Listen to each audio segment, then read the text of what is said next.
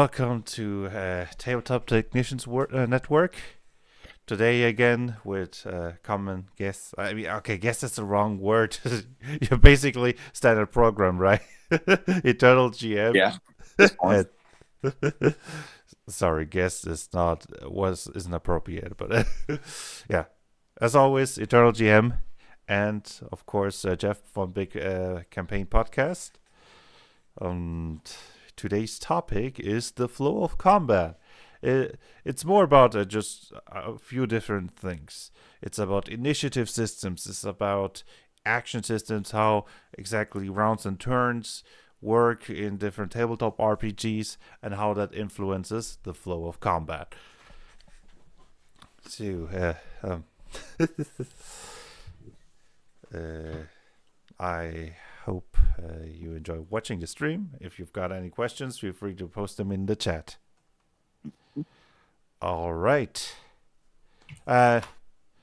How about we start with a little bit? Hi, I'm just, or no, I mean, do you have to introduce yourself? You're so often here that I don't think you have to introduce yourself. You can find the links of their YouTube channels in the description anyway, where you can find out more. I guess if we are going to be discussing combat and whatnot, we should roll for initiative to see who goes first. Mm-hmm. Yeah, initiative. That was the topic I wanted to start with. And okay, fine. Let's go. D20, right? Yep.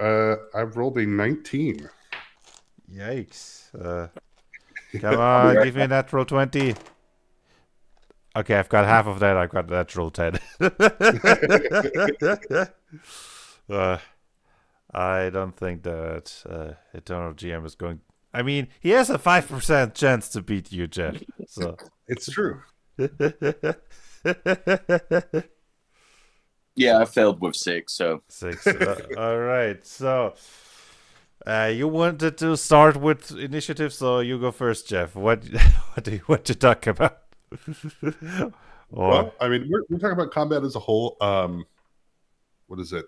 I would say, so I guess to start is, I'd say one of my favorite combat mechanics that is global to the whole table, players, monsters, GMs, everything, is in the 13th Age system. They have the escalation dice, which every round goes up by 1, and it gives everyone on the board effectively a +1 to hit per point of escalation dice. So it helps speed the combat towards a conclusion that it needs to be, eventually kind of take away those silly combats you get into where everybody misses for a round and the bad guy misses, and then finally somebody rolls well enough and kind of feels a little bit of a bummer after 2 rounds to just have everyone pool noodle fight before somebody actually gets hurt. But that was one of my favorite ones I've seen of a way to globally affect combat, and it also gives you another tool to use with your creation of how your game's going. There's quite a few class features that if you roll under the escalation dice, you can pull off a certain trick, which means that they're far more effective for late combat as opposed to early combat, which is always neat to see, or healers that can use the escalation dice to add to their own heal checks, meaning, as the combat gets more pressing, that they need to perform better for the group to get that, to make sure that healing is staying in pace with the damage being dealt. I'm trying to think of other systems initiative-wise. I'd say that's my favorite one. I mean, that's technically not an initiative system. It is definitely a game mechanic that influences the flow of combat, so it totally fits in the topic of the stream. And I think it's a cool mechanic, to be honest. Again, that's often a problem with many systems, not many, but a few systems, when the combat just drags on. It's just, hitting each other with pool noodles until somebody yields. And this is a pretty nice counter to exactly that problem. I like it. But how about... okay, you had your turn. We return to talking about initiative orders and different type of initiative orders and what their strengths and weaknesses are. Starting with the classic roll for initiative, which actually think is one of the worst. It does have a few strengths, but I think its main weakness is that it just stops the action right in its tracks, just when it's about to get good. It's okay, let's start combat, and let's spend everybody rolling a d20, adding a modifier. Okay, who has the highest? Okay, you, let me write that down, and so on. It really slows down the start of combat. And at least I personally highly dislike that. But let's be fair, it also has strengths. It adds an element of randomness and surprise to the combat. You cannot expect to be very fast. I mean, it depends on how high the initiative bonuses are and the dice that you use, right? If you have low dice and high bonuses, then it becomes more reliable to be the first if you specialized in that. But in the dragon game, for example, it's pretty random, and the dexterity bonus is not very reliable to get you ahead. Anybody else want to comment on the standard roll for initiative? I would say that like the original Gygaxian method was kind of cool. Like they had it to where like a character class like a rogue would use a small die like a D4, but your barbarian would use like a D20, and it would simulate that the rogue is always going to be at the head of the pack, but the barbarian could end up there. It depends on an effect where they, quick to it enough that they notice it. It kind of, in a way, considers more elements and condenses them to a die roll because it's a different die per class. So that's kind of a cool way to do it, is having a different deferring die. Yeah, but they went for closest to 1 instead of highest. Yeah, that's a system where you can basically more reliable skill into that, right? It's the question is that better or not? I think it is. I like it to be a build option, to be the quick one who acts first, right? Mm-hmm. The samurai that draws his sword and strikes instantly before anybody can react. The gunslinger that draws his pistol. So, yeah, I would say I do prefer the Gygaxian method more than the classical current Dragon game version. Mm-hmm. Jeff, you want to add a comment to that system? I mean, the original Gygaxian method, I think it's all right. I mean, I think initiative is always going to be kind of tough, no matter what. I mean, we see this with Call of Cthulhu and some of the other percentile systems where you're like, oh, you're in a combat, you guys all decide how your initiative goes. And that can also be very stifling for players, right? Like if you're waiting to see what happens because you want to react to something and nobody goes first, somebody has to go first. And so you run into that. I know I've seen that awfully, a neat idea, but a very complicated chart. And by complicated, I don't mean addition or subtraction is complicated. I just mean to do this before every combat would be annoying. Is that a 5e chart of if you're casting a spell, reduce your initiative by the spell level. If you're using a two-handed weapon, you take a -3. If you're using a small weapon, you get a +1. And it's like, okay, but if I'm Drizzt with a one-handed sword in one hand and a dagger in the other, and I'm casting a spell, is my initiative is going to fluctuate by like 7 points now because of all this, and you have to recalculate it before. Like, it just, I think initiative as a whole is something that will always be a bit messy. Unless we resorted to something where you just said the stat goes first. I agree that every initiative system, at least every initiative I've come across so far, has disadvantages. I wouldn't say that necessarily that the disadvantage is that it's messy, but there is no perfect solution. Everything has a drawback. No. I do have one tweak to the thing. Think about this. Think about if you used the Gygaxian method. You allowed A's in your regular modifier, but you rolled it once. The beginning of your session. Or the beginning of the dungeon. That's it. Just once. Now it's set. That way you have that randomness. You have the role that skill can be involved in, but you're not doing it every single battle. It's established kind of as a I forget the terminology, but it's like basically it has been pre-established the reaction order of everybody. I mean, that is a good middle of the road solution. You still have some elements of the randomness without having the main problem with rolling for initiative, that it just slows down combat if you just do it at the start of the session.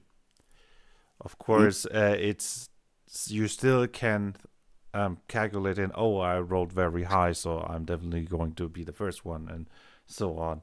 So it's not a perfect system, but it is a good compromise. I give you that.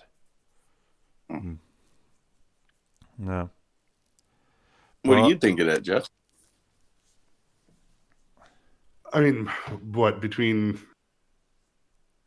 Like, just say like you're running a 5e game as normal, and you decide roll initiative once because we're going to have multiple battles, and I don't want to be rolling it all the time because that's going to slow it down more. So just do it once. at the start of the session. I mean, I think that could work. I think it. I think I agree very much with Blaze. I think it is a very decent mid ground solution, right? It takes away some issues, but it also, it feels bummer if you rolled the 2 as a rogue in the first at the beginning of the dungeon, and you go last for the rest of the combat for that entire session every time. And you're like, oh. But see, I would role play that as I'm the rogue, I'm staying behind. If my party gets caught off guard, I can now sneak up and get them. So me being in the rear is intentional. I think it depends on the table you're running it for when it comes down to which initiative system alterances you use. Because like ultimately it's the whole table having fun. It's the feel of the system. Do you like the randomness being happening every single battle? Well, you might have some time to look at your notes before every battle. I think it's a real table decision, in my opinion. But yeah, I like different tweaks on little things. So that's why I was bringing up the Gygaxian and once per thing, because as you said, none of them are perfect, but you can do little small tweaks to kind of compromise with some of the issues. No. How about we move on with the compromise to the other end? Static initiative, so where, for example, your characters have a specific initiative stat and they don't roll anything. So it is clear from the start when there will be in the initiative order. The GM just prepares the initiative, maybe at the start of the round or whenever they level up, and then has those of the monsters ready, and it's combat. You can just go. Of course, you lose most. I mean, not most of the randomness. You lose all of the randomness with that. But on the flip side, you don't have to think I'm the character who rolled a 2 at the start, so now I feel bad for the rest of the session. If you're always the last, it was your build decision. And you can counter that if you don't like it, right?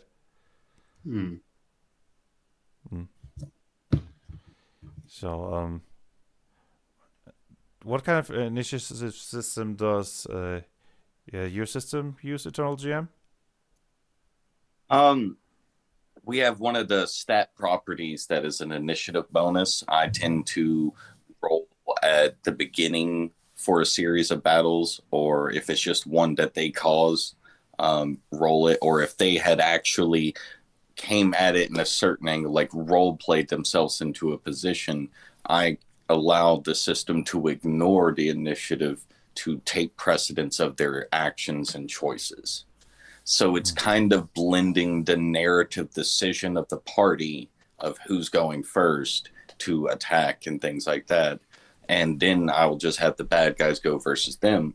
If initiative comes in, I still just recommend run the bad guys as a group. Don't do initiative for all of them. Like, do it as a group. But You don't even actually have to roll, just have the players go, then the bad guys, then the players. So that's kind of what we do. We blend a few different methods, but at its core, it's a bonus to of initiative for a D20 roll. Now,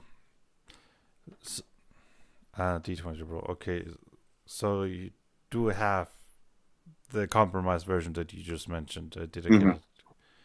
Okay. Yeah, we don't have a different die per class because we put a lot of the stuff that role-playing game systems typically put on the class. We put a lot on more of your species and racial selections of the various different types of creatures and things you can be to affect your initiative bonus, and then the stat, the property of it. Okay. How has it affected the game during playtests? Well, if you want a direct comparison from 5e, it takes you 3 times as long in 5e to go as far as you would in the same amount. For running Curse of Strahd as a playtest, I have gotten further than I've ever gotten in 3 months of us playing there, and I've run that campaign for 8 months before. There's almost no negative effect, and I don't think it's actually the initiative system. It's how we're applying it that doesn't take time, but that's not the major speed up, but it doesn't have the same holdups of a normal D20 plus initiative bonus. But that may not be everyone's system. Like the D20 core system is basically competitor to 5e and Pathfinder. So if you're looking for something different, then maybe check this out. But if you were to be like someone that's into something more like Ishinaken, you're not going to like our system. It takes totally different design directions. No. So like we have a very particular audience. I've always known that. I was someone trying to make what would have been 6th edition. Then it took a life on its own, so. With Ishinaken World Shapers, my favorite initiative system is the static one with the stats. I just like how you don't really have to prepare much. You just get into there, and I still try to have in my system you still can hold your turn, so it's not always static. And I see players actively using it to let other players go first, or first get a feeling of the situation, or being like, I'm not sure what I'm going to do, let somebody else go first. And I do the main problem with the static system is that if you don't build in rules to make it a bit flexible, it can be static. Therefore highly predictable, unflexible, and so on. So I think if you have such a system, you need to try to bring in a bit of movement options in there. In Ishinaken World Shapers, I also have the union option. Basically, 2 allies can decide, hey, we take 1 turn together. Then you add their initiative together, half it, and it's a nice way, not just to act together, but to make a slow character faster at the cost of a quicker one. And it's usually also the standard strategy if you're have a mount. You make a union so the mount can move while you can also attack. So, yeah. I will say I have seen a static system that was, and I forget which cyberpunk settings. I don't ask. I have no clue, but it's the only thing, and I've been stuck on it, but I don't want to use it because it's cool, but it just would not work with my system. But this system literally had different medicine and drugs you could take, like a lot of games do. But it had like a literal speed pill where it's like, take this pill, and for the next hour, add a D4 to your static and to your initiative or stat, whatever it was that caused it. But it was a static system. But you could take items to add a die to your static number, and I'm like, All right, that was kind of cool. But it's one of the things I've seen that someone's done with a static system to diversify it was some of their items actually is what added the die. So it was on your own decision to add that. But it could be perceived as like a genuine, like consistent bonus. Like, yeah, that's honestly, besides normal ones, that's the only thing I've seen that actually tweaks it. I guess you could have like features or maybe like I mentioned species or race things that could add to that stat or initiative bonus on the character profile. But yeah, I don't have a lot of experience with static ones. That's about my knowledge of it. Yeah, initiative and world shapers, they are ways to modify it. It's calculated by twice your instinct modifier plus the values of the 5 initiative skills. There is analysis, improvisation, athletics, quick fingers, and grace. If you level up those skills, it does per skill level, it increases your initiative by 1. But you can also take features. There's a lesser feature that increases your initiative by 7. And there's actually a second lesser talent that if you take the one that boosts it by 7, it guarantees that you always go first. So there's also the ambusher sub-archetype who in the first turn guarantees that you go first. There's the time warper that can manipulate initiative, pushing people to the front or to the back. And equipment. How does that one work out? If you got the one that says you always go first, but the opposing person trying to go first has the time one, does the time always win this, or is there a way to resolve that? If two creatures have the you go first, have a you go first feature, then they compare their initiatives with each other, and the one with the higher initiative goes first. Okay. So it's kind of like in Pokemon with priority moves. If both use a high priority move, then you still compare their speed stat. I guess technically in the rules it doesn't clearly says if you have somebody with the first lesser talent and gets slowed down by the time twister. But I would say that the temporary effects overrides the permanent effect. But technically, that's not really accounted for in the rules. If you're affected, the universe implodes. That's what happens. It's like turns camera off, writes notes down. Okay, we're back. No, I think we've all had those moments where we're sitting here and talking, and it's like, yeah, let me write that down real quick. And I hope a lot of the audience actually has those moments like all the time. Yeah. I mean, I guess technically you can only be affected by one version of the of an effect, but yeah, it's still not very clear. I probably just add like there's only one slowdown effect in the entire game. If I just add that in there, it overrides any effect, initiative effect, then that should be clear and that should be solved. I'll take care of that. Let me just write that down. Feel free to speak, everybody, in the meantime. The drugs as initiative modifier is a very fun idea and super cool. Or like the concept of that, of having the static initiative and then taking drugs or whatever that modifies that. I think really sets a really fun idea for the game, as well just gives a lot of design opportunity, a lot of places to move.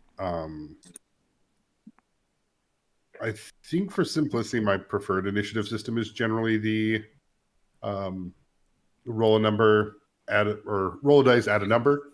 I like Pathfinder 2nd Edition, the way they handle that, where those numbers are, or you can use your skills for your initiative. So depending on the situation, whether it's stealth or something else, I always like the idea of that because it does allow every class to have a way to interact. That they could actually be good at it without setting the like rogues have to go first, or oh, you're a dex guy, why are you so slow? And it's like, well, maybe they're a dex guy and that's not what they do. Like, um, it's cool to see those sort of ideas, but I do like the cyberpunk, the static static initiative with the dice rolls coming from drug use or other things that modify. Um, and I think that helps to mix it up a bit, right? It would be cool to see that design space of like, cool, you take a drug that slows you down, but makes you less resistant or more resistant to damage or pain or something, right? So you can take a minus D4 to your initiative to gain that benefit. And so, yeah, I think that's pretty neat. There's a lot of design. See, I would just throw a willpower check after the like third day you've been using them. And if you fail from now on, and every time you pass, the difficulty goes up. Whenever you fail, you are now addicted. If you do not take this once every 24 hours, you now roll that same die as a negative on your initiative. No. It's like, hey, man, I need to get, like, you could so do that. Like, our system has addiction as a trait that you can pick or acquire that has all sorts of effects depending on the intensity and rarity of said substance.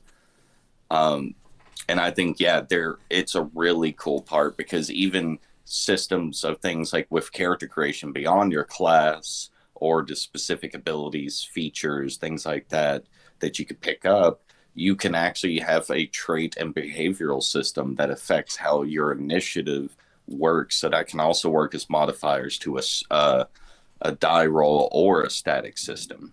Mm-hmm. Mm-hmm. Yeah, my system Oh, this also stuff has is amazing.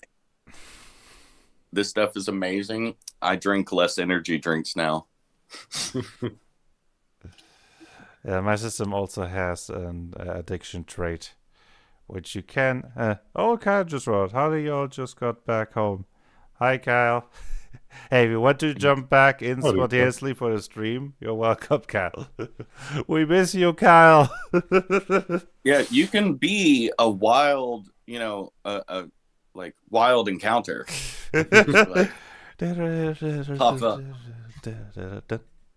Dun dun dun dun dun dun dun dun dun. Copy I am actually really surprised I don't have the ability to just like reach over and grab a Pokeball and be like, yeah, I've got no Pokeballs. I mean, I've got a Pikachu here, but no balls. Let's see, what's the closest thing? I have a Pokeball pillow that helps me with my neck because of neck issues. I hope they're not too bad. Not too bad. They're horrible. Audis are a lot more horrible. They came from a horse kick when his foot was caught in the thing for the foot. That sounds painful, man. Yeah. Yikes. Ugh. Yeah, I'm glad I wasn't there to see that or anything. His father was. So luckily he immediately had assistance, but I can't imagine. Oh boy. Anyway, how about we go back to what was the next part of the conversation past the initiative system? Yeah, yikes. Anyway, other initiative systems. The less rule-based. For example, the whole, you kind of mentioned it, Jeff, the players decide who goes first. There are different variations.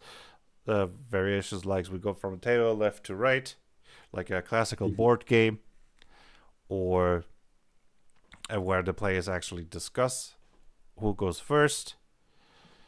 And then there's the dynamic of okay, now the enemies, is it like one player enemy, one player enemy, one player enemy, or is it more all players together and then you just decide who goes first, and then the enemies, which all lead to different dynamics.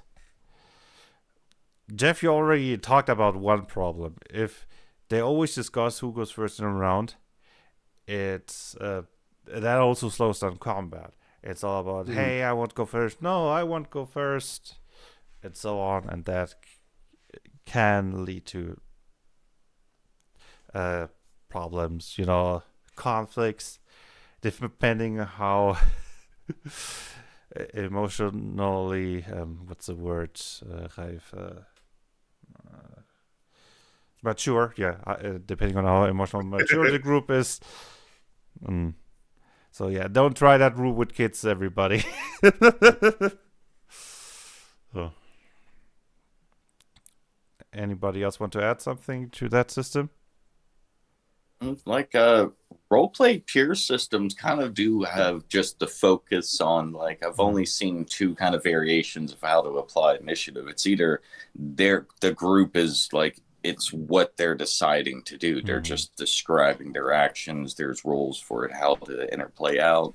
You also have the depending on the like the job class or class identity like structure whatever because roleplay pure systems like you either just create a character and just play it or like their selection is more like you're picking a character in a fighting game sometimes so there's already the built-in rules on like an index card that tells you where you would go first when encountering a battle you can set up the sneak attack or you're the person that's going to run in and get there first so in roleplay pure, it's a lot more about the character themselves that's deciding it and the player decisions.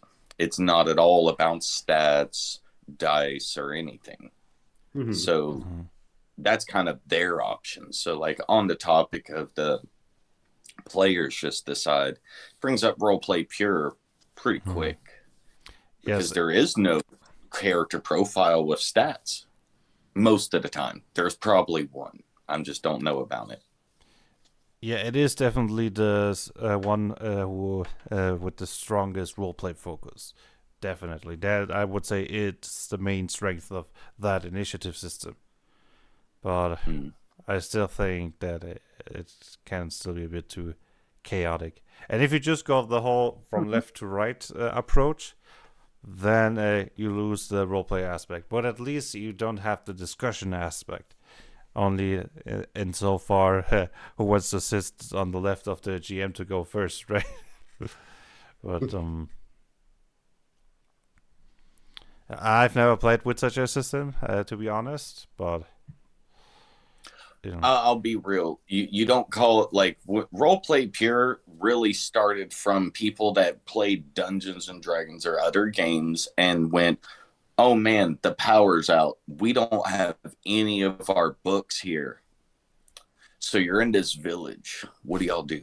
And you just start talking, and someone's the one giving the story, and someone's like, well, I'd have a sword because I'm a fighter, and I'm going to go over there and try and pick the door open. And it's derived of any rules or anything. It in itself is kind of the soul and core of what role playing games are. So, yeah, it's more about just the narrative experience and not at all that. So, yeah, it gets chaotic. I've had some of the craziest stuff playing a vampire game like that, running around in Beaumont because I knew that city because I grew up in it. I could be like, yeah, the warehouse building down on Fourth, yeah, next to McDonald's, yeah, that's cool. I'm going there. There's a door on the back right side, no problem. It's really cool to do those systems, but man, you can end up taking so long to do some of the smallest things that a dice roll made 10 seconds, and this was just half an hour. yeah. So it has its flaws. There is no denying that. But I do just realize I did sort of play with such a system. The Rogue Octopus Oh, from Nick. Uh, the okay. I saw you. last. Yeah, I mean, it's not really a combat system. For those who don't know, it's a game where you play a bunch of octopuses and you try to escape from something like aquarium or a laboratory or restaurant and so on. And it's very wacky, very funny. And, well, sometimes there are scenarios which are technically combat, but you don't really have combat rules. More like everything is just skill rolls, and you improvise. And in such a situation, usually the first player who has an idea goes first. I've also seen a version where, especially if it gets more chaotic, where the GM just says, "Okay, you go first. What do you do?" And more like a referee. But it kind of both works in that system. So I have experienced it, and so I guess in a heavy roleplay scenario, it does work. But I don't think it's really good for any crunchier system. No, I guarantee you that on average, if you were just trying to decide between the let the players decide or use a dice plus number system, use the dice plus number, it's always going to be quicker on average, because as soon as they learn that system, there's never going to be two players arguing. The dice don't argue, they just are. So it's always going to routinely be quicker once people get associated with it. The dice system could run fast, and all of a sudden people start going, no, my character, and now you've got an hour debate. And, ultimately go with the dice. But do it fits at your table, ultimately. But yeah, I narrative pure is where the players should decide. If you have a crunchier system, let the dice decide or let the stats decide. There's one more initiative system I've heard about, but I've never played it. It does sound very chaotic. The initiative system, where there is no real initiative system, everybody just says what they want to do, and then everything plays out at the same time. To be fair, I'm not sure how that's supposed to work without just becoming insanely difficult to manage for the game master.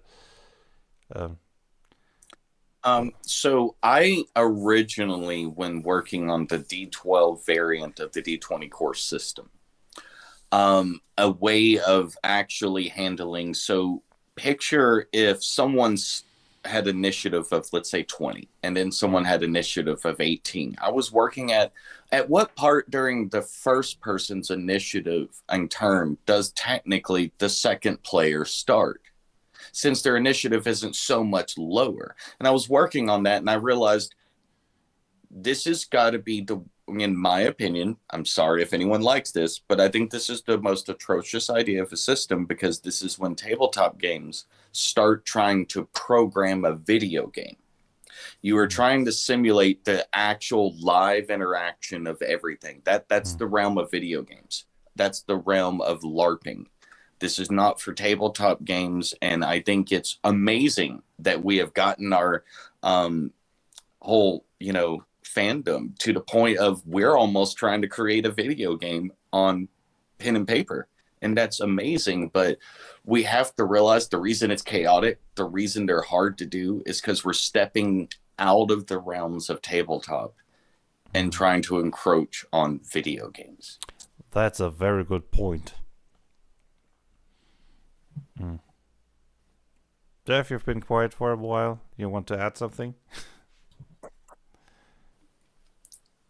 No, I mean, I think that was a valid point. As far as other initiative systems, I know there's some games that let you play whoever decides to go first goes first, but then the player hands it off to the next person. Only rules, you can't choose somebody who already acted, so that way whoever goes first. But yeah, I mean, all of these, of course, require your players to be comfortable with the system and to know you as a GM, right? Experienced players don't argue about the dice because the dice don't argue. That you have a number, you took your spot. You're not going to get your sandwich till they call number 10, and that's the rules. You got to wait for 10 to show up. And same, I imagine. Like I listen to Pretending to Be People, which is a really great Delta Green Call of Cthulhu podcast, and they play with the system where there is no initiative. Right, it's just combat begins. What are you guys doing? And usually the person who started it has an idea of what they want to do.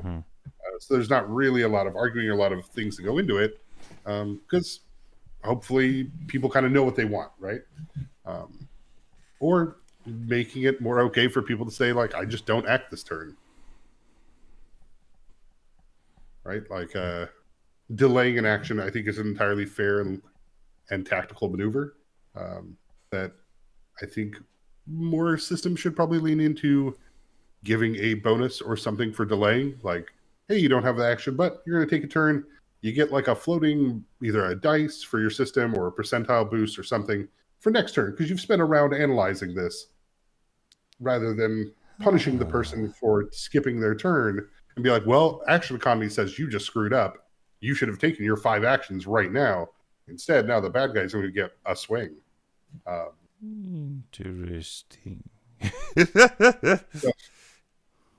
I'm just going to write something down. Yeah, do drugs, take initiative, get a pool noodle. That's the whole point of the stream so far. I mean, there are some things in my system that go a bit into that direction. There is the blocker who can use an action to get more reaction points. So, Kyle! Wild Kyle appeared. Party! Um, He's back, baby! There he is! The Zelda boy! Woo! Love the Greetings. classic Zelda shirt. I mean, most of my closet is classic Zelda. I have a limited edition What If Marvel shirt. Nice. mine are all fictional dystopic companies. That's Also kind of nice. cool. I I am so creating the random future company that's going to be borderline creepy because it's there to solve all your home and household and life needs. It's called Zocom. Okay. The other initiative thing a friend of mine reminded me of was in Deadlands. They actually do you draw from a deck of playing cards, and whoever's the highest card goes first. Basically the same thing as the whole D20 thing, but more thematic for their game system, right? It's a Western style horror game. Very cool to have the playing cards, and you look over and okay, cool. The monster has a king of clubs, and I have a 10 of spades. I go second, whatever. But it fits the theme. Still does the same thing. But I do feel like initiative could be used more to help the theme of the story or the game better.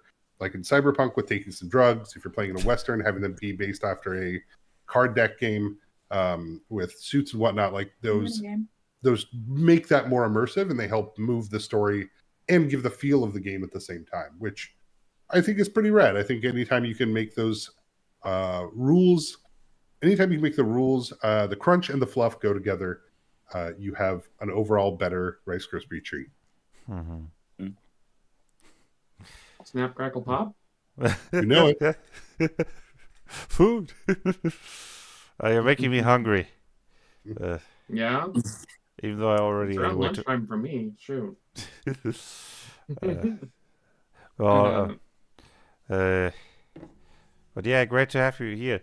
How about we, unless somebody has some other initiative system that I want to talk about, how about if nobody else has anything, we move on to action point systems so that Kyle can actually, know what's going on and not think about, okay, did we already talked about this or not?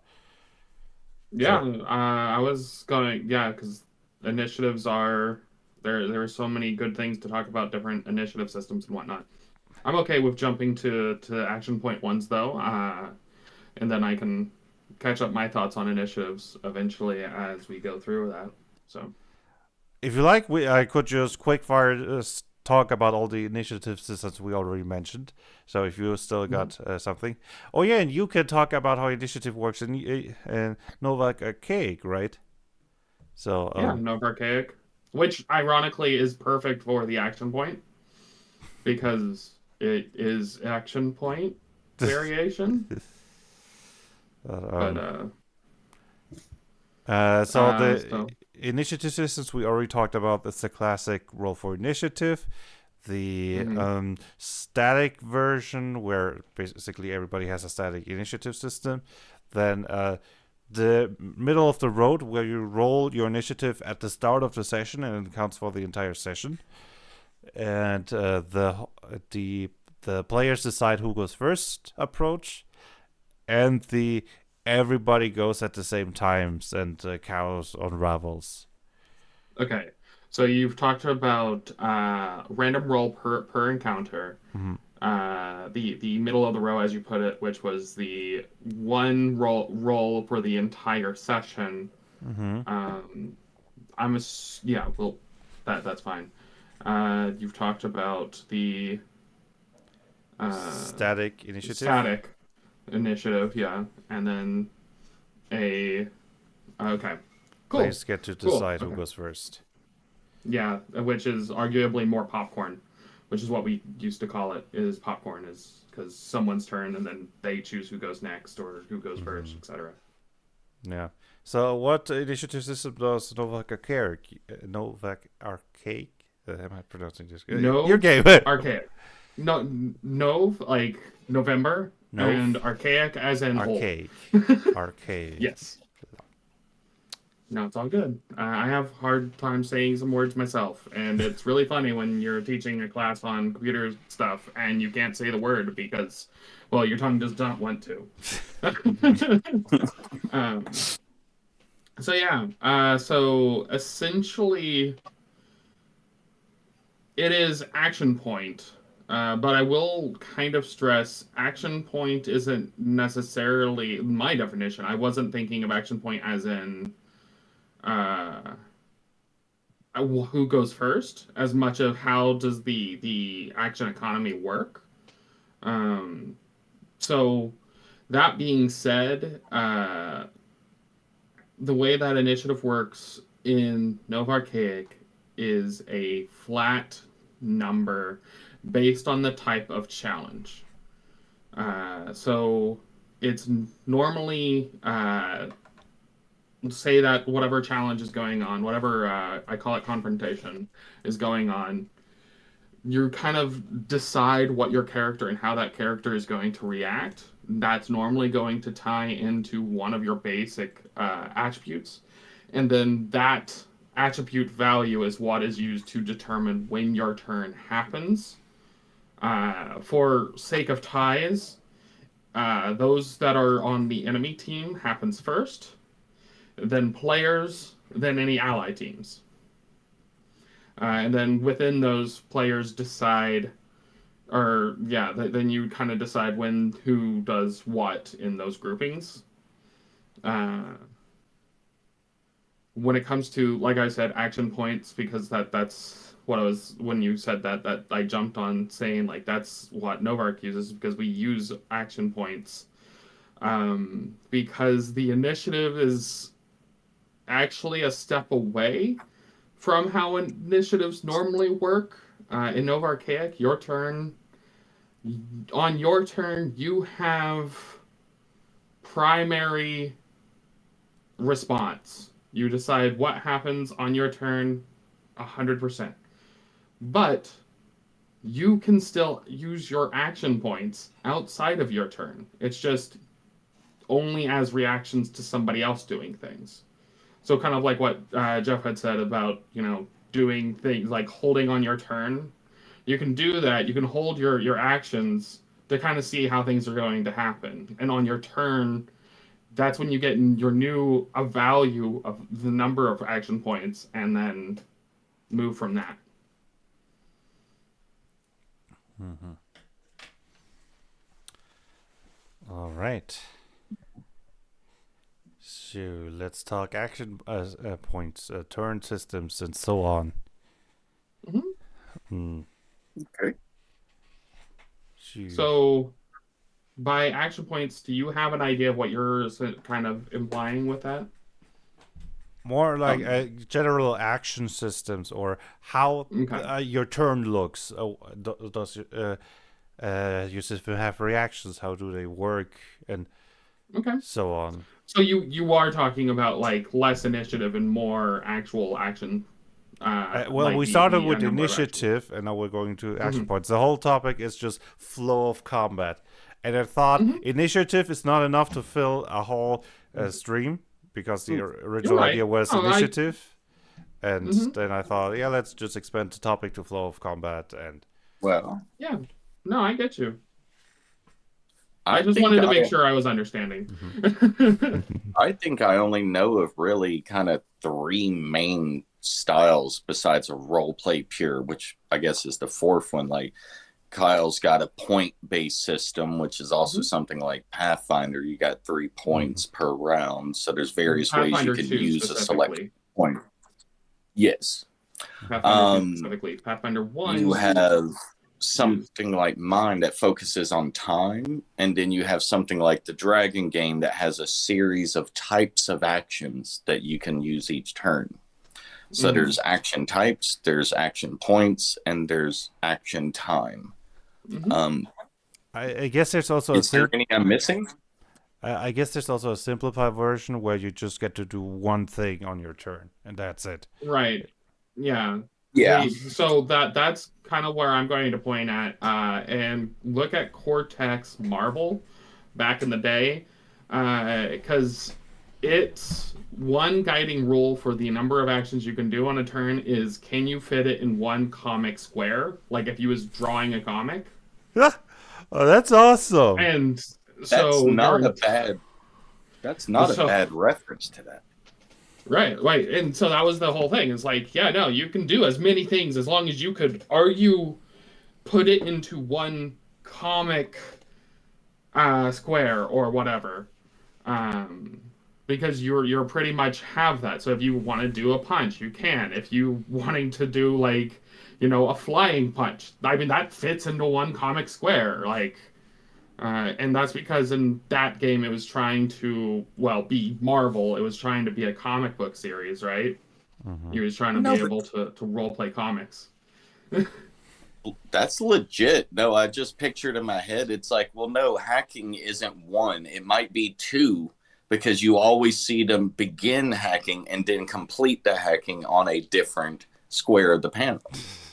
Yeah. And I'm like, wow, that's pretty cool. Like, whoever thought of that was like, they were thinking, Hmm. that's Hmm. a good one. That's an Well, excellent go that's an ahead. excellent example of what Jeff talked about. When he referenced to initiative, how to use Hmm. the flavor of a system to Mm-hmm.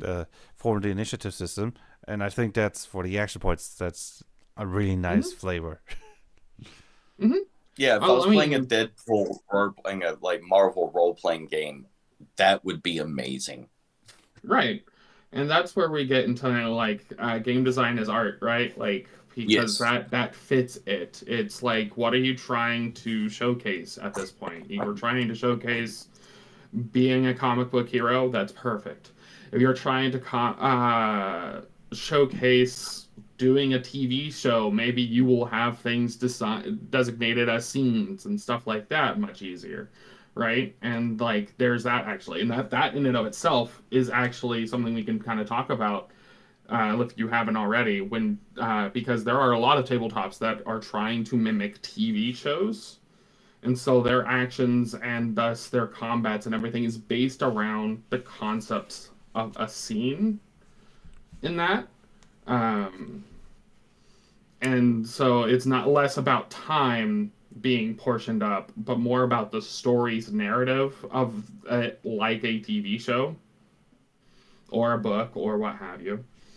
Um, and that in of itself is a big thing because even though it's common to see 6 second split for a person's turn. It's not always the case. Um, because sometimes if you're trying to mimic something else besides real life, it becomes increasingly difficult for 6 seconds to be enough or relevant. Yeah, a 6 second systems doesn't allow you to talk much, right? Hmm. That's I mean, let's say how much can I say in 6 seconds, and it's over, right? Right. Well, and that's where people normally say talking breaks the timing uh, position of it. Like I'm not going to keep track of how long your things are. Just if I kind of tap you on the shoulder, not really, but you know what I mean. If I'd be like, hey, maybe that was a lot to say in your time. Maybe we move away from that. Like, yeah, that makes sense. But It's like in an anime scene, right? They're supposed to be fighting in super like faster than light combat, and they're still like, "Oh my god, he's so fast, he's attacking! I cannot react to it." Just right. the whole inner monologue about how he's too fast that you cannot react while you're just watching it, the fist flying towards your face. I can't dodge it. Uh, yeah, so that's why in my system I made the standard time 12 seconds, so that it gives you a little bit more room to actually talk in a round. Sure. But yeah, I also think you don't have to take it too strictly. Not every time somebody talks in character, you have to take out the timer. That's just No, gets I've in the always kind of looked at it like in the movies where you'll have a battle going on between two sword fighters and they're exchanging who's swinging as they're holding a conversation in and out of their turn.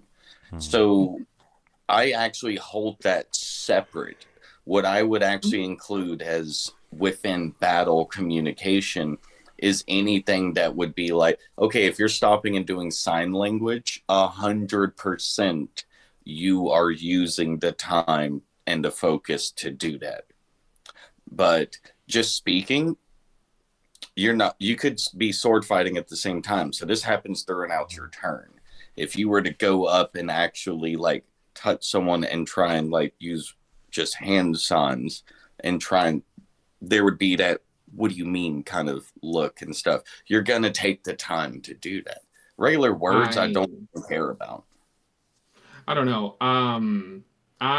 When it comes to like sign language, it's probably not the best thing because like I wouldn't do that because that is not good. I don't like that because that's hinders anyone who's playing a character who uses sign language to speak, and that doesn't really. I don't like that. I would rather those characters to exist with the same rules when it comes to that sort of stuff. So like, I'm not going to make that consideration. That being said, I'm not being like limiting on it. I'm just saying if you're using your hands, you're not holding a sword, so you are not attacking and at the same time they could have one hand on the sword, one hand doing the sign language because those who actually do practice the sword will have one-handed variations for the ways that they speak. And in that position, that's perfectly fine. But being completely logical about it, if your communication requires dual hands, and yes, there is one hand version, but if you're using a two-handed weapon. But that's the thing is like the way that you said it implied that the one-handed didn't exist, and that's what I was like, hold on, that there is one-handed sign language. There has to be. Right. That is also why I held up two hands and was making sign. Even though I don't know it at all, it was me demonstrating with two hands. So I did make that clear with a physical demonstration. I'm sorry, I didn't see your hands very well because of the cell phone. Because the cell phone view. So I didn't, yeah. But I'm just pointing out, like, I don't like the idea of hand signs being a limiter to the thing. Now, what I was going to say is that for me, and the way that I do a lot of game design for a lot of things that I do, for this scenario is I don't care what they say unless they're trying to get a mechanical benefit from it. If you're going to do like a command action, say and rally your troops or whatever, that is trying to get a mechanical benefit.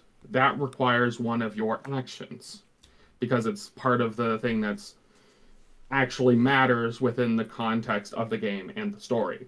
But if you're saying, dude over there is purple and mean, that doesn't mean much.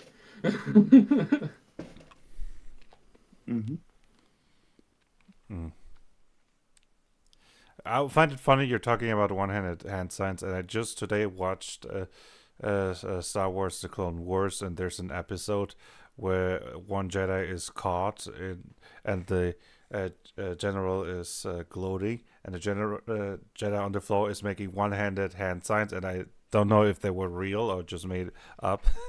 And that way they found out where the Jedi was held captive. But, Hmm. I think that was like season 2 or 3. Season 2. Okay. I never watched it completely, and everybody says, it's one of the best Star Wars things, and I thought, yeah, let's give it a chance. So currently stuck in season 2. It and Rebels are both pretty good and add a lot to the story. Mm-hmm. But no, specifically to clear that up, the reason I mentioned it the way I did is because in my system, you were actually required specifically using your hands in magic and in various purposes that in our system, the way it's designed, if you are communicating using sign language, you have to have at least one hand. A lot of dual-handed processes happen in our game with how magic functions, larger weapons, bow and arrows. So that is built into the mechanics to be said that way, where it'd be kind of more obvious reading the rules what it was meant. But I can see how that came off weird without having the context of our system. Sure. That gave me an idea for talent for my system. My system doesn't require you to have a free hand to use abilities, but what is there is a talent that boosts your abilities if you're not holding an item. That way you can roleplay the whole, yes, I have to do the woobly whoop with the hands, and I cannot do it while holding a sword thing. Yes, the woobity woobity. Or maybe I turn it into a negative trait, so you can take a positive trait in exchange, that you can only use abilities if you have one free hand, and if you take it twice, you need 2 free hands, and so on. Maybe even stack it more, since my system allows you to have more than 2 hands, right? So you need 3 free hands to cast it, so you need the positive trait for an additional yes. arm. True, some action casting. Use all your limbs. All your extremities must be moving to cast the spell. Kind of like a Karate Kid, right? The whole body posture for the one kick. Yeah. You just kick with one, but all the arms and the legs. I'm sorry, he didn't use one leg. He was standing on it. He has to also lift that into the air. Yeah, that's what I meant, right? No, I kid. I saw it. I was like implying he took the trait up to where he needs to use all 4 limbs, but then standing was not part of it, and then he just had to like start floating there in midair to cast to perform his kick. Yeah, but my system doesn't take legs into account. Sure, I was again joking. Man, you just made me picture all the video game shooters and stuff that don't take legs into consideration. I know I'm weird. I always check to see if I have feet in video games. I mean, I check kinesthetics all the time when I'm playing a video game, because I just am that type of dude. I want to know, how does the body of the person interact with the floor? Do they do weird leg things when you try to go up steps? Please tell me it don't. But like, I kind of want to see it. I want to see them like jiggy their leg every single time they go up one step, because the programmer just didn't know how to handle. What? Why is that man dancing when he's just standing there? Like, why did my legs look like the inflatable arm guy? Or if you just put one foot over the edge, does it float there? Or does the game realize that, hey, maybe you shouldn't do that, and try and... It's great having you back, Kyle. Even if it's just for today. Yeah. Well, we were talking about action systems. Yeah. Huzzah, actions. Maybe we can go through the advantages and disadvantages of the four systems that the Eternal GM mentioned. So how about we start with the Dragon Game version? Different types of actions. I can immediately think of disadvantages. Depending on how many different types of actions you have, it can be confusing and it can be annoying. For example, that you cannot use 2 bonus actions if you decide not to take an action, and so on. It therefore can be kind of clunky. But let's be fair. Can anybody think of an advantage that the other systems do not have? I would definitely say that it could be presented better if the game design matched their decisions of the actions. Think about if they actually apportioned and set everything to where you wouldn't have that double bonus action, double main action, or the spell situation. I forget the specifics of it, but there's always that can you cast, yes you can, no you can't, 2 spells in a turn situation, and it's because it's too confusing. There's a lot of not set down easy understandable things, because obviously a lot of people have those issues. How many times do you see a bonus action used when it's like what barely any of the classes have it? So they didn't utilize the system they designed for their action system with their class feature, spell, and all that design. If it was actually done that way, it could actually be really cool to realize that these aren't different actions that step on each other. They're different aspects of your ability during a turn. So you would end up utilizing all of them instead of, hey, I only use these because that's all my class really supports. There's a lot of benefit that could come from separating your actions into different, in effect, resources. And a different action type system is a simple way to do that instead of actually having different resources for different types of actions.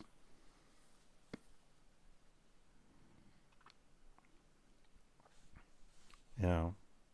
Anybody else want to add something? So I kind of want to take what Eternal was saying and say it slightly differently. And this is just because I do think that the benefit to the system, and because the question was like, what is the benefit? Is that if you can assume and make it simple, right? It is when it is its simplest, the system is the strongest for the action type variation. And that is because as soon as you start adding in conditionals to the types or lots of variants, it starts requiring more knowledge of the system and more expertise of the system, which can make it harder for beginning players. But if you just have the basic player guide, and thus only the basic stuff from that player guide, it's perfectly fine, especially for beginners. Because arguably they should need to have those weird questions on, okay, but what if? Right? As soon as you start applying more things, that's when it gets complicated and can lead to other things. And the future books do add in more variations, more alternate action types, and etc. But I mean, there's a reason why that system has been around for as long as it has, even though we have had alternatives from that as well. I mean, you could argue like maybe it was the Dragon game, but I think that it's just to some degree knowing that you have an attack action or a main action and a movement, just those two, is fine for a lot of beginning and learning players. They don't need the extra stuff until they start to go into more complicated and wanting to really get into the nitty-gritty. Now, you're right. It is a good system if you have a very simple rule set. I didn't think of that.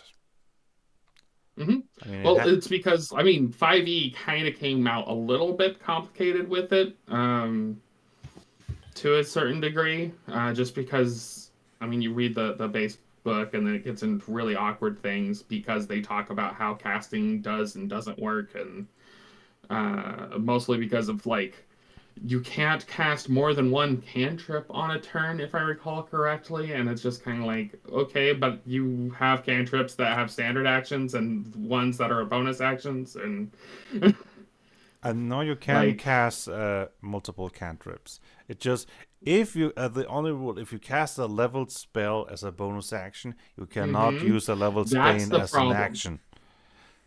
It's because the first version of the rules said you couldn't cast more than one, but they have updated the rules Ah, okay. multiple times. Yeah.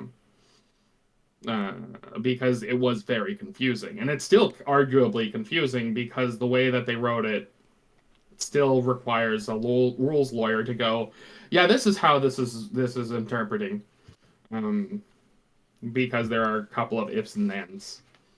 Uh, it wasn't the cleanest way of written. Mm-hmm. Um, then again, I'm the type of person who's like, if you want that to be cleanly put, maybe have some cantrips or whatever, have just a simple flag of this can't be cast if you've already casted another cantrip, or already if you casted a, like, that just would have been simpler, because I know what the intention is, that you could have in theory uh multiple action problems because some cantrips and then some leveled spells could interact in weird ways that would cause problems. And it's like, well, if you want that to not be a thing, specify that those don't work together. I don't know why you have to make it more complicated than it has to be. um, Yeah.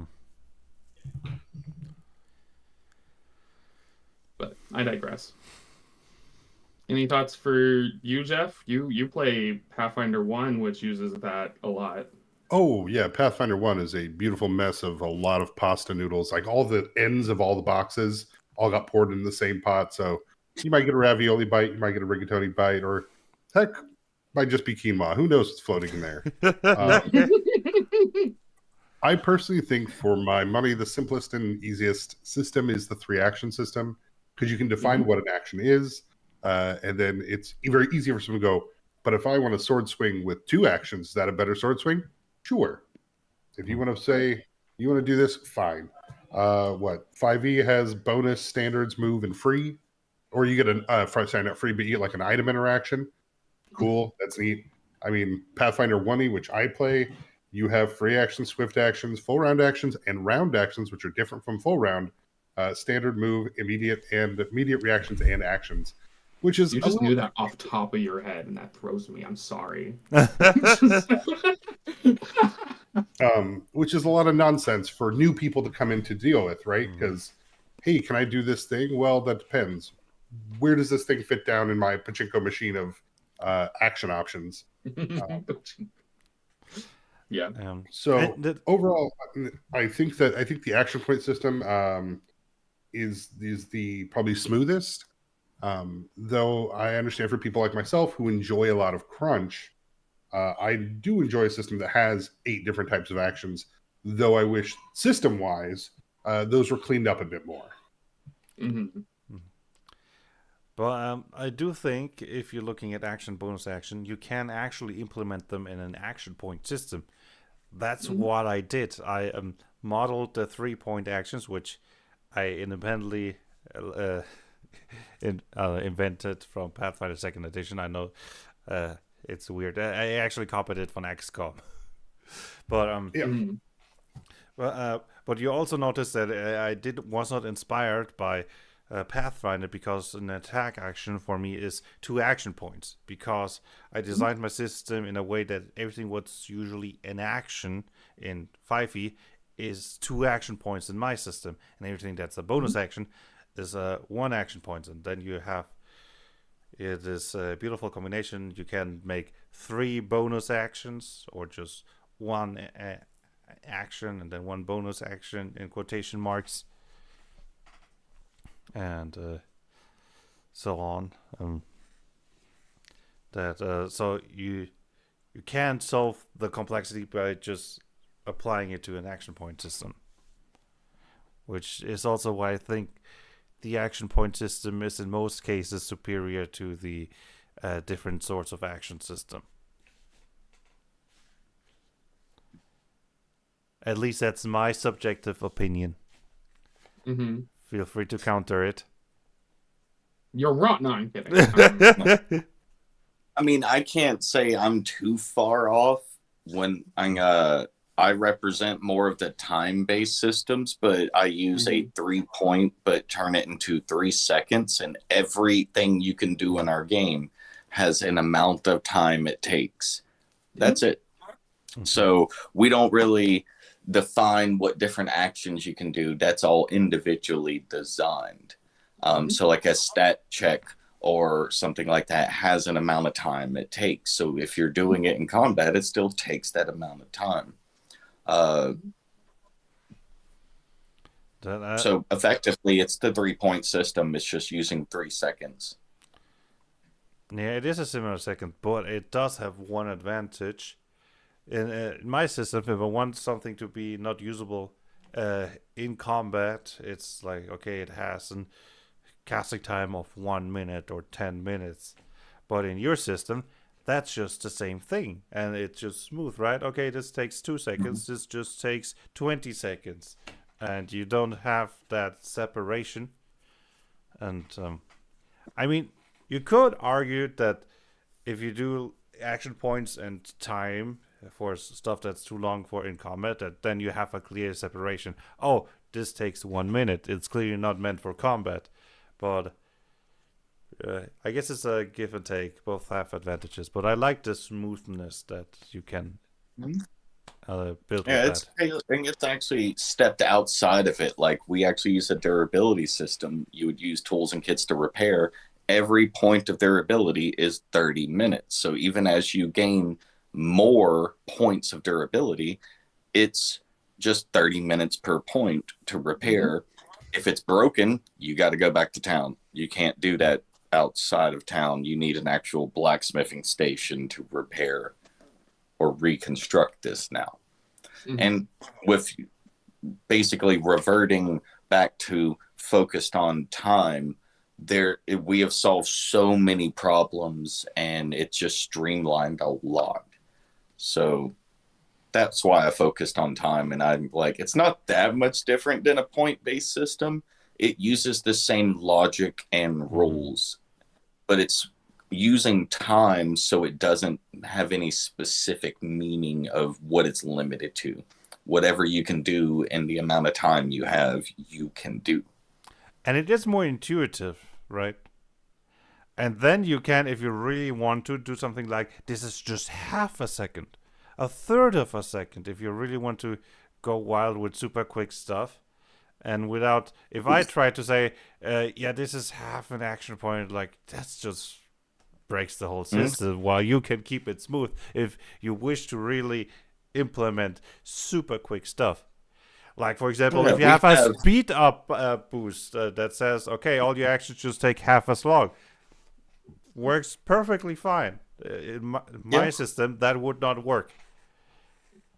We are able to actually apply a basic attack, which it's not the best name because each class technically has one, and not every class is using it as an attack. So it's more or less the translation of how quick can you lockpick. So at first, it's 2 seconds. Then that cuts to 1 second. And at the highest levels, you now have half a second. So anything that takes less than half a second is immediately an instantaneous action. And as long as you can apply that said action by the rules, it does not count against your time. So that's how we applied that. It is a nice system. I mean, I presume I haven't played it, but in theory, it sounds very solid.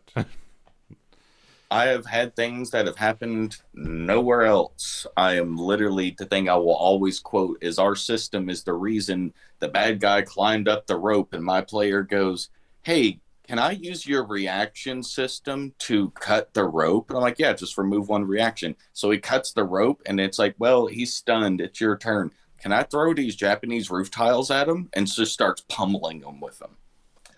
So, like, yeah, he lost a second of his turn for his next turn because he used a reaction to cut the rope as the guy was climbing it. But that it's a good point. Reactions, systems that allow you to act outside of your own turn. I mean, you already mentioned in your system, you basically sacrifice time of your own turn to be able to act outside of your turn. But what other system exists out there? Anybody want to suggest stuff? I mean, obviously, when we talked about the standardized action types, those exist. Like the you get one reaction period. Have fun with it. Even though Pathfinder 2 has a action point system, they still have a reaction system. It's not a reaction point. It's just you have a reaction. But in and of itself, it is kind of self-contained. That being said, there are systems like Eternals, like arguably mine, right? Like even though I don't have everything split up in time, I still have action points. Like I had said, the actions you get on your turn, you can spend elsewhere. It just requires you to get into a position of being able to use it, which is just a acknowledgement of someone else's turn going, yeah, I'm pushing forward, and then, or I do an action, then you like, okay, cool, I'm going to put this onto the stack as well, sort of thing.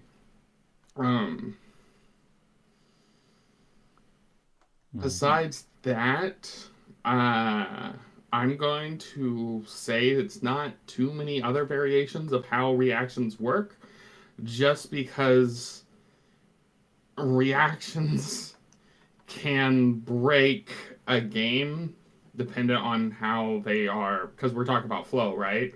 Reactions, by definition, break normal flow, right? In a sense, Unless yes. Because the normal flow would, someone takes a turn, they do their actions, they move on. But reactions go, well, hold on, maybe they'll set up some things and do some stuff not on their turn, and that allows them to do that. It breaks that normal flow. And depending on how you design reactions, it can also slow down combat a lot by having too many reactions. And I'm saying that as someone whose entire system is going, LOL, take all of your actions and make them reactions sort of thing. I don't care. But it can slow down time if you're, say, like, let's just thought experiment. Okay? But, oh, sorry, you wanted to say something else? Yeah, I was going to say a thought experiment. Okay? We're going to imagine a system like Pathfinder, but then, like Pathfinder 2, and then not only do you get 3 actions on your turn, but you also get three reactions. Right? That, while means you could do a lot of cool stuff, if everyone has that capability, there's a lot of, well, actually, or hold on, I'm gonna activate this, and then, you could have a whole bunch of new problems from that, just time-wise, because it's a time restraint, unless you like 2-hour, 5-hour long combat sessions. But that's an entirely, when you get into game design, like, that is the question on, is that something you care about? But on the flip side, it encourages players to pay attention outside of the turn, because now they don't only get to act on their turn, but also on somebody else's turn. Which, and funny you mention it, because my system does have, gives you 2 reaction points, which many reactions do cost 2 reaction points, so it's not like you can just spam stuff. 1 reaction point stuff is usually rather stuff that you quickly apply, like a parry or something. but you can specialize in reaction points. There's the blocker, which has the defensive stance action. For one action point, you can get 2 reaction points. Then there's a reactive greater talent, which gives you an additional reaction point. So if you build your character correctly, it's not that hard to have like 8 reaction points. Fair enough. No, for reactions, I will say it's very dependent on how you're designing the game. Like, yeah, if you have 8 reactions to go through and each of them is like a full action, I can see how that could slow the game down. In our system, you have 4 as a marshal. Your mystics and mage have 3 for marshals and 2 for your technicians. So these are also what is doing your reaction strike, or like, opportunity attack in a dragon game. So we did this because I don't like the idea that if I'm a guy and I see a group of archers like up there, I can just run. And I've got 30 feet. Heck, if I sprint, I'm going further than that. But in real life, the moment I start running, all those archers can pull an arrow and shoot at me. And this is their reaction strikes. Since you are moving within attack range of somebody, they can use a reaction strike if they have a reaction left. So this makes our game fit that get good concept. You actually got to strategize. You're not just going to run across this 20 feet and not get shot at. You're not guaranteed to get hit, but that's a line of 12 archers. They've got a really good chance of hitting you a few times. Since we don't have like huge amounts of health, that could be death. Just that. Their reactions, not even their turn. So it adds that realism element. You've seen people in a movie climb up a ladder to try and get away and they get shot down. That doesn't happen in the dragon game. I've got a whole 6 seconds that if I can go 30 feet and get away, I'm gone. Like, there's no ability to do anything. I just stand there. Unless you come within a certain distance, then I can swing my sword. But I couldn't shoot an arrow at you. It never made sense. So we designed that in as a way to kind of give that representation of that real life effect. It hasn't slowed combat down. Actually, it has been the bane of my existence to plan far enough ahead to not run out of plans and have to just improv everything because of how quick it goes. Combat is at least 3 to 5 times as fast with the way it works in our system. So it can completely crash your ability to move and progress. But if designed properly, it can actually aid in how quick things can go. Which is part of what I was saying, though, right? Because I said if you don't plan for it, reaction slows things down. Mm-hmm. And that's kind of what I was implying, right? Yeah. That being said, because you brought up that sort of thing, I'm going to also, because there is another thing that exists in Novark and other systems that I've designed where you have essentially it's free reactions, and it's because they're free, but you don't necessarily roll anything. So that's one of the design things, is that if you're spending your action points, in Novark, you're normally ending up to have to roll a dice in some manner. In some instances, though, you get free actions. So in your archer thing, though it would be with guns because Novark is a modern day thing, you charge towards 3 individuals with guns. They probably will have the capability to react and shoot you. They have the choice to. They may have the choice, depending on how the situation is, to either shoot you spending an action point, or they would not spend the action point, and it's just you now have to do a flat dodge check to not get shot by them, because that's how that works. You're basing the dodge check off of your dodge versus their essentially they have a attacker's DC, if you will. But that is just a thing, and because of that, because again, my system is built around reactions as well as actions, I had to balance to make things fast, and that is the fastest way I could make that. The one thing I don't like about range attackers just being able to attack you if you move is that it makes range attacks very powerful. It's always a problem when balancing melee with ranged, that it can be very easy for making range attacks more powerful than melee. And So I will say there has to be balance for that, right? Like, and this gets into an entire discussion of how do you balance melee versus range versus other variations. But I can tell you, like, the normal common thing is that the damage output of a ranged attacker is normally lower, especially in medieval fantasy, because while you can die from a single arrow getting into the wrong part of your body, that's a critical sort of situation. That's not a the arrow grazed your cheek, but a sword that comes at you, you're probably going to be closer to death if you're not wearing it, right? Like, so the normal consideration is that the closer you get, the more with the weapon, the more damage you do. Also, something accuracy because the farther away you are. But that's a big thing that we end up doing is shields against a projectile, like a bolt from a crossbow or a arbalist, an arrow. These things, if blocked by the shield, are blocked by the shield. So the further you are away from the archer, the harder this is for them to even do that. If you group up and link shields up, you have created a shield wall. If the archers don't realize they're not doing anything to you, they're just going to chill around.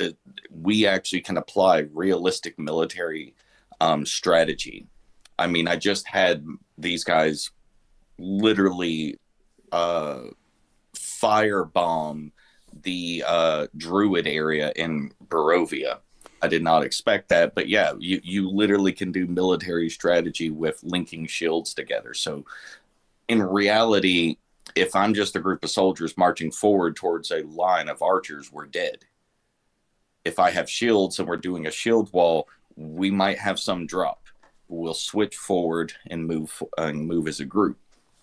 That's how you deal with it. I don't like limiting the damage or other aspects of reality, because then what if you're not in that situation and your damage is just lowered because it's a bow and arrow? Well, now it's not realistic in some circumstances, but it is in some. For that solve, we just made it to where, how does that get solved in real life? So we added that feature to shields to represent that. That way we didn't have to limit anything with bow and arrows and could design them as we wanted them represented. But that's really how we solved that kind of complaint about, like, I don't like how things like that. Spellcasters aren't included in that.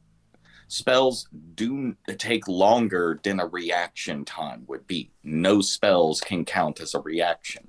That's only martials. It's a lot of what was done to help balance them on the field, to where you've got to protect your casters and you've got to be strategic as a caster. You don't just run up in front of a fighter. If a fighter with a big sword gets right in front of you as a caster, you are not going to last that much longer. I don't like mages being able to stand toe-to-toe with a fighter, and it makes sense. Realism wasn't exactly my priority when designing my system.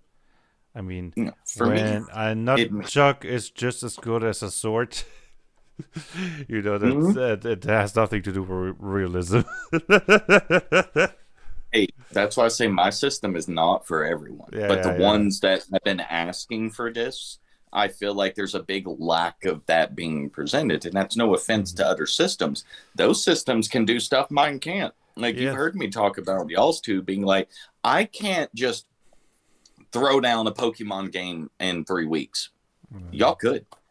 Y'all systems have that flexibility to kind of just run that stuff up. I would have to go through and design a whole nother series of overlaid mechanics and the what are Pokeballs, and are we playing it with I'm the trainer or we the Pokemon? Like, I'd have to go through this whole thing.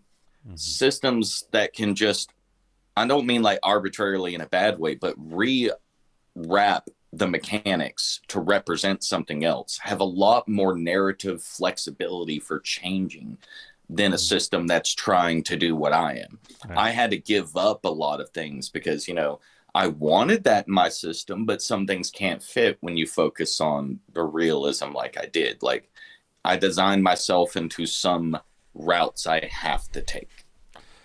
So it's a give and take. Yeah, definitely give and take, right? I did not want to imply in any way that your system is worse. I no. wanted to say it's funny because, yes, you're right. If you're making realistic, especially once you start introducing guns and so on, yes, a gun tends to do more damage than a sword swing. But then you have to approach it realistically, and then you have the tactician and the realism, and there are many people that really love that.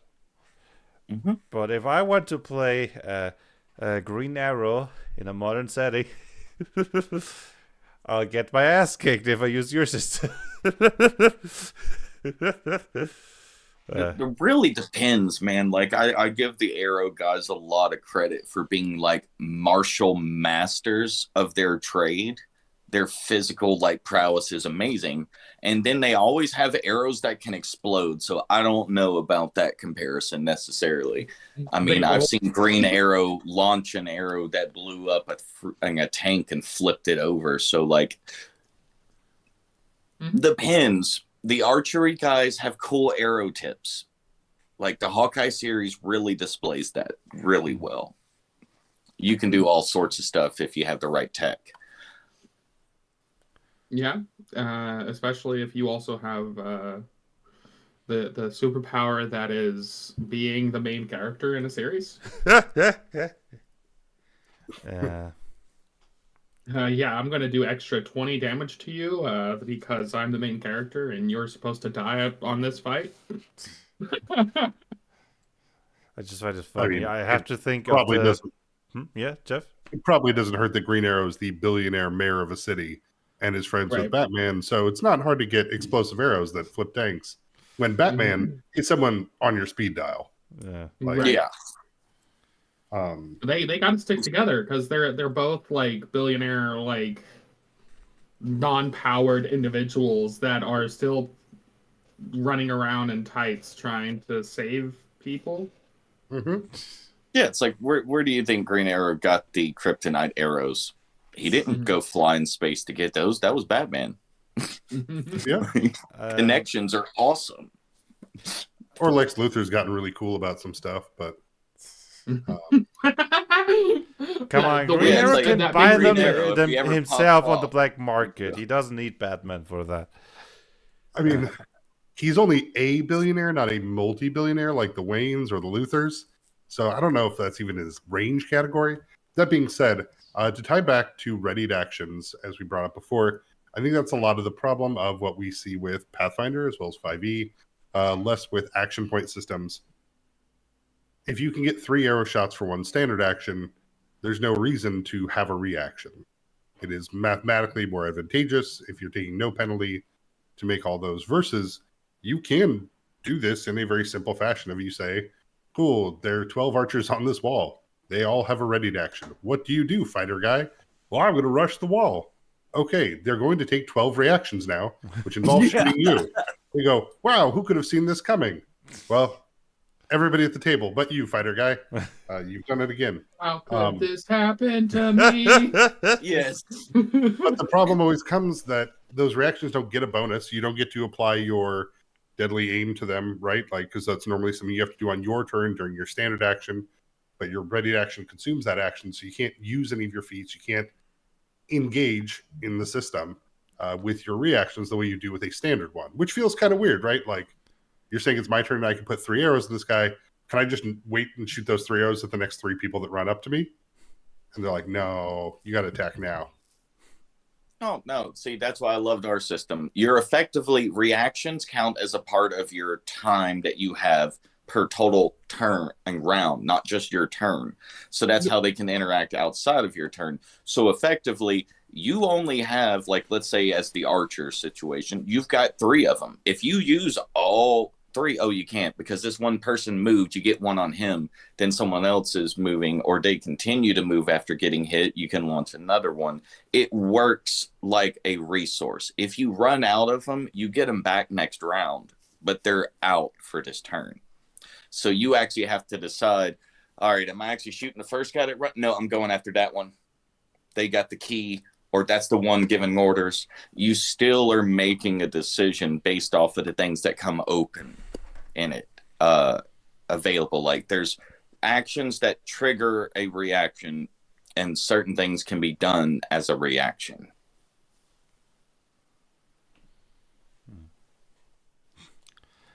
I guess I think a lot more of XCOM and Overwatch, and seeing how that is a pretty useful technique that a lot of times in that game, you will often use that ability because it's a very reliable and trustworthy one, and it lets you react to sudden things, right? It is the problem of a lot of the TTRPG things that I've seen is there's putting too much stack in one effect, right? Making the standard action count as the most important action. That's why the 3-point system's a little bit better, right? Lets you kind of treat those as all equal so you can make better decisions with them. But as long as your standard action is going to be used for power attacking, multiple attacks, or whatnot, it becomes the default action. It's kind of why, like, 5e and I think Pathfinder 2e got rid of like the 5-foot step as a free action, because tactically, literally every character was using it every round because it got you out of attack for opportunities. Let's use range combat. Like, it was too good. It was a move that had to be done. You basically had to play that meta, because if you weren't, you would lose, right? Mhm. If you don't take your 5-foot step, you provoke an attack for literally everything you don't have a feat for, which means that you will always take a 5-foot step. And if every single person has to do this, then maybe that's an OP power, right? So I just kind of see that as the same problem here of what makes combat fun. Yes, reactions have to be tempered, of course, but I would love to see more games with reactions built into the idea that reactions are what kind of helps the combat flow, and reducing people's turns to pretty straightforward things like, hey, Green Arrow, you run in the room. There's a guard over there. Do you want to shoot him with an arrow, or do you want to type on the computer to unlock the gate? You get one of those 2 actions, like the comic panel one. That was a great thing. That system is like, hey, can this fit in a comic panel? Cool, I can work with that. My guy runs in. I run past the guard, and I go to slam the big red button that says open the gate. Now, as a reaction, as he goes to draw his gun, I'm going to shoot him with my Green Arrow boxing glove arrow, because that's cool, because punching from a distance. And then you can go from there, right? But I'd like to see more simplified turns and then more expanded reactions to see people be able to learn systems better and be able to maneuver within that system better. And of course, very strong believer in the idea that for the most part, magic, considering it's a full body dance involving words, hands, legs, components, divine focuses, and whatnot, should probably never be a reaction, because you probably need to spend your whole turn making sure that you're doing the shocking grasp and boogie correctly. Mm-hmm. No, 100%. No, like my friend was like, why don't we give mages in our system or like reactions? I'm like, because then everything we've done to balance martials up to them is gone. If I can just, the soldier's coming at me, fireball. Like, no one can beat spellcasters then at that point. They just death ray you the moment you move like you're coming at them. Don't give them that. Like, have the super powerful stuff literally be 10 rounds. Like, we designed guns specifically to where you do not reload them in combat. You would literally, it would take so long. So they're those old school ones, like the pirate would fire the gun, drop it, fire, drop, and keep grabbing more off their whole setup of like 6-8 pistols across their chest. These were not something you reloaded middle of combat. So when you think about that as a mechanic, like anything that would be treated like that should never be a reaction. Environmental interactions, I'm all right with that. If you're running across, you use a reaction to shut a door as someone's coming through it from the other side. Look, that's been in a lot of movies. That's cool to be able to do.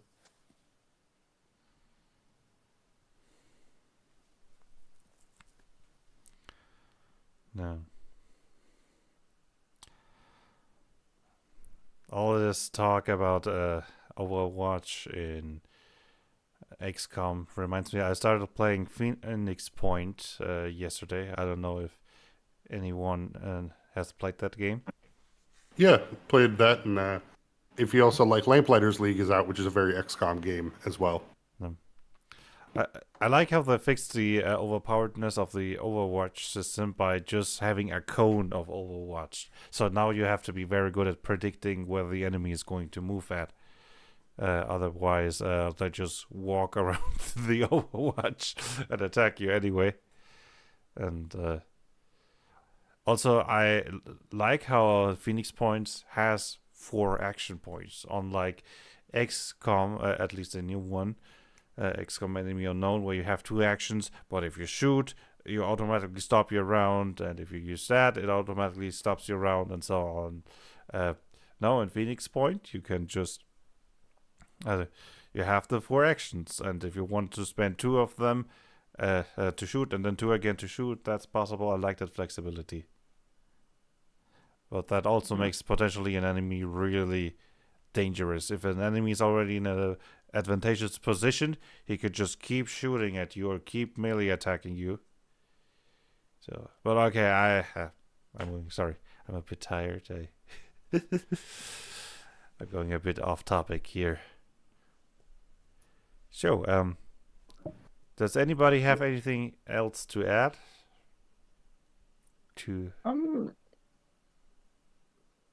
I would like to add one other type of combat action system that I had forgot about that exists. It's kind of similar to Eternal's time-based thing, but it's an older system, and I was actually trying to see if I could find what system I've seen it in. I want to say it was some White Wolf or other system like that, where it's like a vampire variation or something, but it's not vampire. It wasn't vampire, and I can't for the life of me remember what exactly. I knew it was a D-System system, but anyways, it's also time-based, but not in a you have this much time on your turn sort of thing, as much as all actions have time as well. But the time tracker is a 10-second tracker sort of thing. So the way that that it's explained essentially is, or the way to make it simple for people to keep track of, is that you're given a chart, essentially like a equal pie chart, if you will, from 0 that goes all the way down to 10. And so when you perform an action, when it becomes your turn, it's because your character has moved up to 0. That's when it's your turn. And then when you perform an action, that action itself has some amount, and you'll move downwards or upwards, I guess, in time. You can do multiple things on a turn and effectively make it to where, depending on what you do, you're not going to be part of the tracking for a little while. But that's sort of the same sort of system that Eternal was talking about, but it just another way, another system that did it. I just can't remember what did it. I'm still trying to remember exactly as I'm speaking, but it's not working. I'll probably have to put a message somewhere in our Discord or something when I recall, when I look at my books and stuff. But yeah, no, I'm good on, unless there's anything else that needs to be said. I would just say that in reference to the vampire system, version 5 follows the 1, 2, and done. It's not necessarily a limit on the turn and on what's going on during the turn, but if a battle will end by the third round, period. I've had literally a combat last 5 minutes in Vampire, so it's intentionally meant to rapidly get through combat. So, Okay, cool. All right. If nobody else has anything to add, I mean, we're almost done with the 2 hours anyway. So, thank you anyone who joined and watched, and see you everybody next week. And Kyle, thank you for joining us for the second half. It was awesome having you. Yeah, no problem. I'm happy I was able to stop by. All right. Thank you much. Thank you. Bye. Bye. Later.